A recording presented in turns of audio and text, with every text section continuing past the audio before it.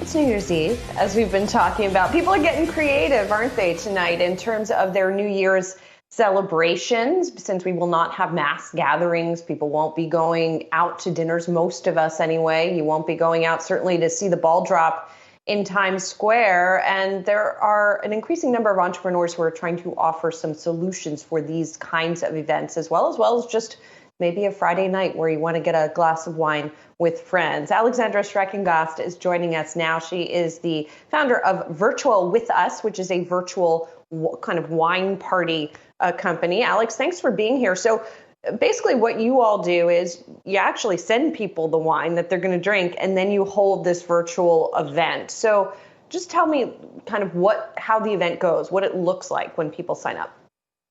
Absolutely. And thank you for having me. Happy New Year.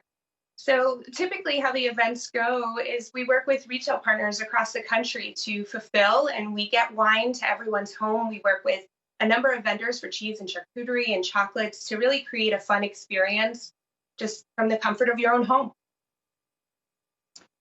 Alex, when you think about this, are you trying to get are you just trying to get us through the pandemic here, or are you trying to build maybe like a new experience? So in 2024, someone might prefer this method rather than the traditional wine tasting, kind of experience as we knew it, maybe in the before times. Well, I think it goes two ways. There is going to be an evolution to the business, but the reason that this company really started and why I was inspired to do this was on the one end, my husband, who's in tech sales, was presented with a challenge. He was trying to network with his clients and his prospects and really couldn't find creative ways to do that. And on the other end, a lot of my incredible friends in the restaurant industry, a lot of the sommeliers were furloughed. And I thought, why not marry the two together and really create this opportunity for corporate America? The organizations that we're working with are going to maintain permanent remote status for the most part. And we have contracts through February of next year. And so this really, I think, is something that is going to stay and evolve and progress, where there's going to be an opportunity to virtually interact with everyone. And it's virtual hospitality. It's going to enliven what people might see as monotonous on the day to day. I realize the Zoom meetings are constant now, and this really creates a cocktail hour format with these amazing professionals that are used to lighting up the floor and showing you what wines that you should experience and what cocktails you should try. And it's really helping businesses maintain their business relationships throughout this. So I think it is going to stay, and it's going to be something that is going to progress in the coming years. How do you think your business will change as folks do get back to work? I mean, obviously not. We're not all going back to the office. We're not all going back to the office holiday party or the cocktail party in the first half of next year. But how do you think that will change as we do go back to work next holiday season?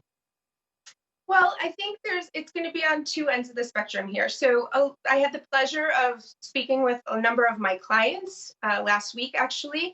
And for the most part, most companies that we're speaking with anyway are letting go of their offices in major cities. They've realized that their overhead, they're saving a lot of money on that end.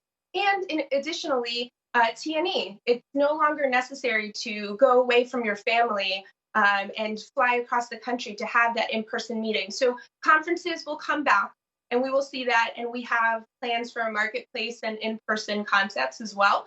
But the virtual landscape and virtual entertaining is going to stay for those smaller touches where you can create a fun experience for people online and they don't have to go anywhere.